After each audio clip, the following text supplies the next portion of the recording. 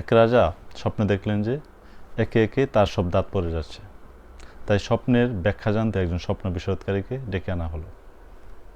স্বপ্নের বিবরণ শুনে স্বপ্ন বিশরোধকারী বললেন, রাজামশাই, আপনার জন্য একটি খুবই দুঃসংবাদ আছে। আপনি একে একে আপনার পরিবারের সব সদস্যদেরকে আপনার চোখের সামনে মরে যেতে দেখবেন। এটা শোনার পর রাজামশাই যার পর নাই বিরক্ত হলেন এবং তাকে জেলে ভরে রাখলেন। পরের দিন রাজা একই স্বপ্ন দেখলেন, তাই আরেকজন স্বপ্ন বিশারদকে ডেকে আনা হলো। এইবার স্বপ্ন বিশারদ বললেন, রাজামশাই, আপনার জন্য খুবই সুসংবাদ আছে। আপনি হবেন আপনার পরিবারের সবচেয়ে দীর্ঘজীবী ব্যক্তি। এর চেয়ে খুশির খবর আর কি হতে পারে। এটা শোনার পর রাজামশাই খুবই আনন্দিত হলেন এবং তাকে পেট পুরে খাওয়ালেন এবং বিভিন্ন পুরস্কারে ভূষিত করলেন।